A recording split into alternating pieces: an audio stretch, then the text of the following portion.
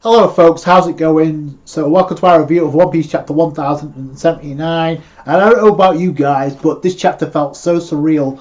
Not because of the title of the chapter, the Red Hair Pirates and Emperor's Crew, because it's been so long and we finally get a chapter about a potential battle involved with Shanks in Canon. The actual fight teased with Shanks and Kid.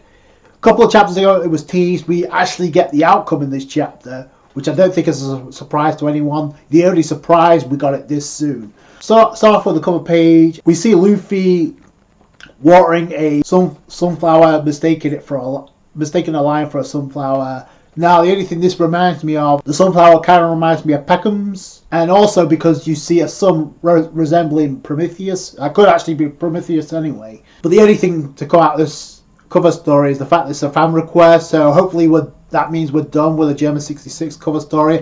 As much as I like Reiju, drawn out long enough. We've gotten all the things we needed to get with Mads now, with Caesar Clown and Judge now on the same page, so now we can move on with the beginning of this chapter, and we actually get the lowdown of the plan of York, which is kind of cool because it doesn't reveal anything else, because I think Oda's saving that maybe for the next chapter.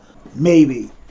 Because she's also going to be targeted along with, much like Stella, aka Dr. Vegapunk, the actual Dr. Vegapunk, looking to eliminate her too. So she's come up with a plan, and we get the lowdown of this plan involving the Zephyrium. So they're outside the Frontier Dome. York says, "Wait for my orders, then I want you to attack." So you kind of know what the plan was. Once things go down, she's banking on everybody being confused, disorientated, which will allow them to swoop in and actually, which I'm going to get back into that in a minute, but to ensure they don't catch me.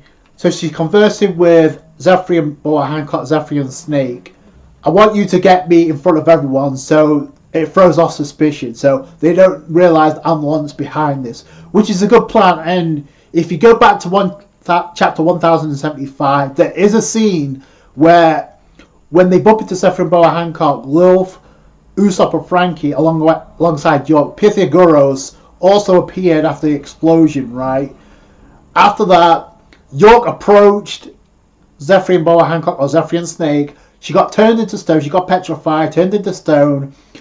After that, do you remember what happened? There's a scene when Zephyrium, Boa Hancock unleashed their Pacifista beam, which blew up the platform they were on. And coincidentally enough, before then, she actually kicked York, which I actually thought was funny. But she also destroyed the platform that was on, that sent Lilf, Usopp, and Frankie down below. In this scene where we see York talking to Zephyrium, Boa Hancock, she's like, "Wait for a chance to undo the petrification so I turn back to normal." So I'm guessing that's when that happened, during the explosion that sent them down below, because we didn't see York anywhere after that. That kind of explains why York was able to do what she was doing, even though we saw her got turned to stone. So glad Oda wrapped that up. Also like the fact that when York is telling Zephyrium, Boa Hancock, "Hey, here's the plan," Boa Hancock responds. It looks like she's giving the thumbs up, which is adorable and hilarious at the same time. And I've said this before, like Zephyrium, Boa Hancock, all the Zephyrium that we've seen, out the SSG that we've seen, is the one we've seen the most emotion from. Now, we've seen a bit of emotion from Mihawk, because Zora's pointed that out, and Oda made it a point to point that out. But Zephyrium, Boa Hancock, out of the group, out of the four we've seen already. And by the way, I don't think they're the only four we're going to see when it comes to like the SSG. I don't, because they're not the only ones that have a connection with the Celestial Dragons. Remember, Doflamingo was also captured, so who's to say we SSG or Zephyrium version of Doflamingo down the line. Plus, Weevil Whitebeard Jr. was also captured not too long ago, or at least taken in by Green Bull, so who's to say a clone of him would become a Zephyrian. So that's just something that keep in mind. But yeah, I thought it was as adorable to see Zephyrium, Boa Hancock give the thumbs up. So Oda's made it a point to like highlight the fact they have emotion. But then York says one more thing: there's an area of the lab that I don't want you to damage. And then it cuts away before the confrontation with Lil Frankie and Usopp takes place. So that's very interesting. But she said, but literally the plan is everyone except the wipe out everyone except the hostages and Stella and me. So her plan is kill everybody else but leave the hostages and myself unharmed, which to me, obviously the hostages being the group's disciple poll, was she going to use that to bargain with the world government to actually become a celestial dragon? Because that's what we found out in the previous chapter. This plan is so she can become a Tenryubito, a celestial dragon. So that would make sense. I don't know if it's going to work because she's acting out on her own. This is not the world government's doing, just because of the fact that we found out that CP0 was sent in to wipe out all of the Vegapunks, all 7 of them. So yeah, so she's acting out on her own. I don't know if that would have worked, but that's a plan regardless. And I'm glad Oda kind of like filled in the blanks to get that plot point resolved. Also, the fact that she says eliminate everybody except for the hostages and Stella means she could, unless that's the place she said, like the memory bubble of Kuma that Barney was looking into, unless she was talking about that, then her plan was going to backfire. And the fact she says that everybody's going to be disorientated by fighting everybody else, confused by this, she's also overlooking the fact that Robin, Atlas and Chopper are also heading their way, because Atlas said there's one place that we haven't been to in a while. That's one place that Vegapunk could have gone. So they're going to bump into York. There's potential groups that could also run into it. Like I said, they're not the only ones going in a different direction. Jinbei and Stussy were heading elsewhere. Brook in his soul form is also going to look out for Vegapunk. But either way, it cuts to like outside the lab to where we see Zentamaru with a ship. Residents of Again Island trying to board the ship so that they can evacuate before the world government comes in. Warships about to pull a buster call. Worse than what we saw with O'Hara. We see the pacifistas. But then outside of the island, you see a ship pull up, and the Jolly Roger is black. We see Blackbeard's Jolly Roger, so we see the 3 skulls. That's Teach's Jolly Roger. So that's kind of confirmation of something which I'll get back into. The world government wasn't enough for Again Island. Now you have Teach heading that way as well. So we can't let that sink in, no pun intended, because it cuts to New World, Elbaf, to where we get the actual confrontation between Kid and Shanks. Now I expected Oda to go back to this. I wasn't expecting it to be this soon, but I love the tension built here because it's like on both sides here. You see 3 Tontaras that's like part of the fleet that's representing Shanks. It's like you won't get close. You got Kid first off like, who the hell are these guys? And then Killer's like, don't underestimate them. They're big wigs, so we can't take them lightly. Kid's like, doesn't matter, I don't pull any punches. You got Shanks saying, leave it to us, fall back, we'll deal with this. So Shanks and his crew are going to take care of this, and automatically this was GG. We knew this, which way this was going to go. That wasn't a shock. We get a conversation with the group. First off, Lucky Roo's like, we can handle this.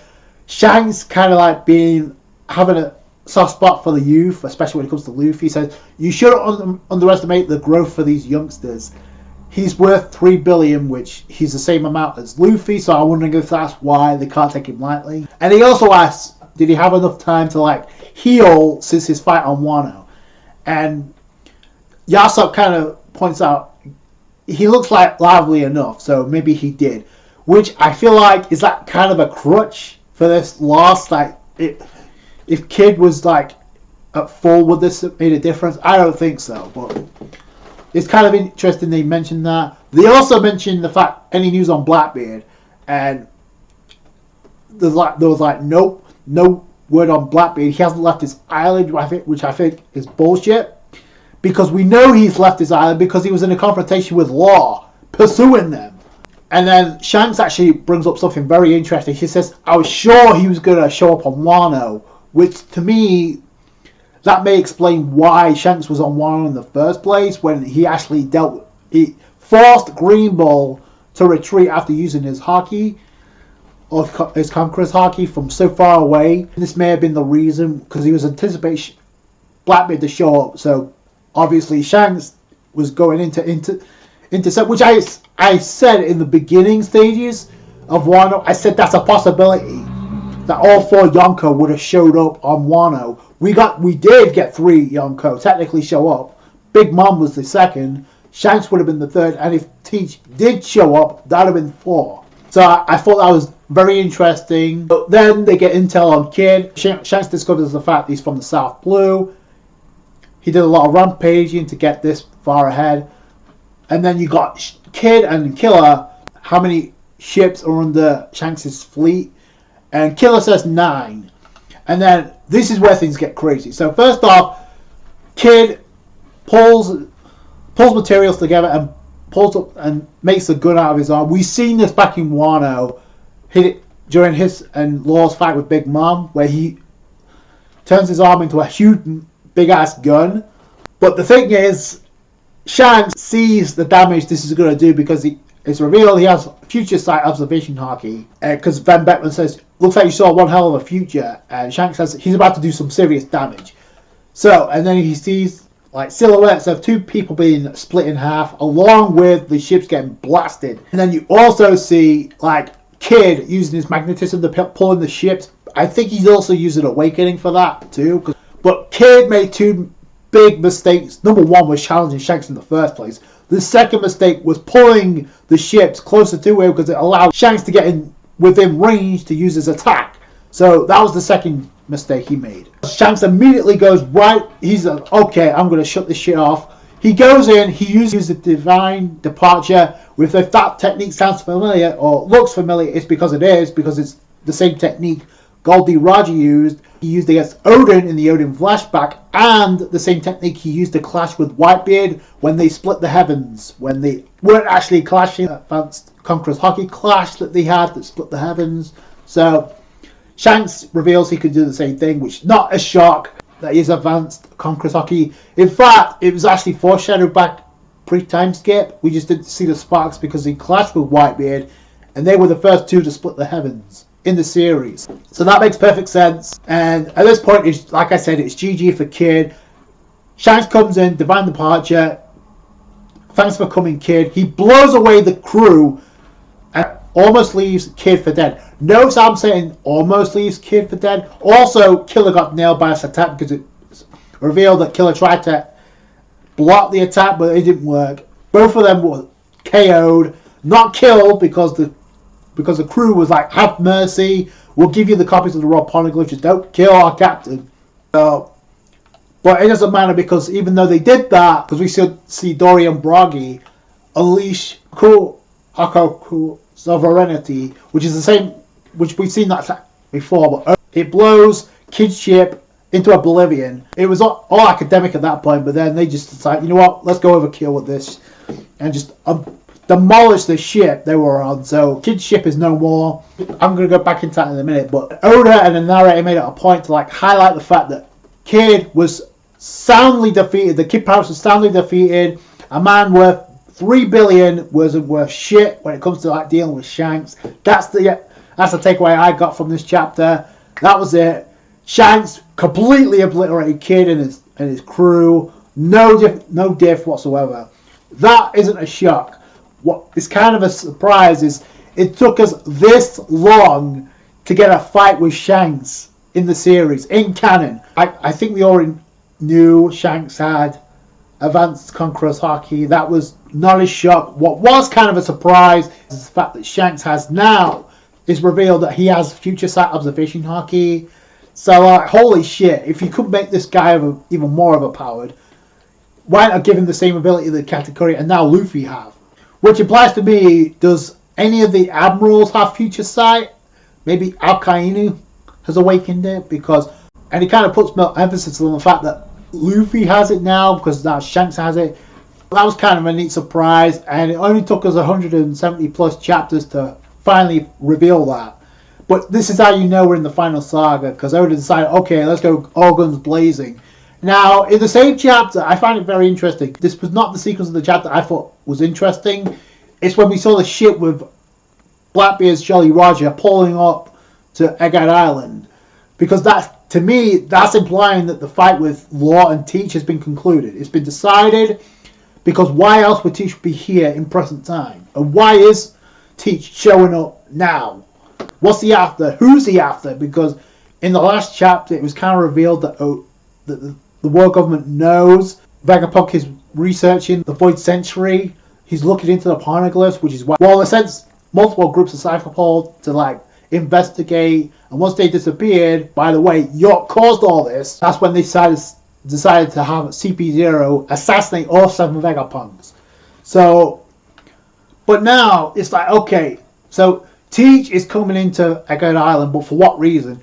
On top of, it's making like the threat of Kizaru and Saturn showing up not seem like a threat at all, because it's like, okay, you want me to believe that Luffy is going to be involved with this incoming war that you hyped up in the last chapter. There's a countdown to it, but it's like, how in the actual, it seems like this is just a plot point to, like, this is just a plot device to, like, nerf Luffy, and that's going to make something bigger out of this. That's what this feels like. We have to, no matter what, we have to find out what happened with Teach's fight with Law, if that is in fact the case, because there's absolutely no way that Oda's going to have Law killed off screen. If he did that in a flashback, okay, I would be cool with that, because at least we got to see Kid go down fighting. In this chapter, we didn't really get to see that at all with Law. If this fight's over with, I don't know how people are going to take this. I'm pretty sure all people are going to focus on is the fact that Shanks just completely demolished Kid, but that's something you need to keep in mind as well. Here's another thing, okay? Because of the first chapter of the year, where not only was Kid's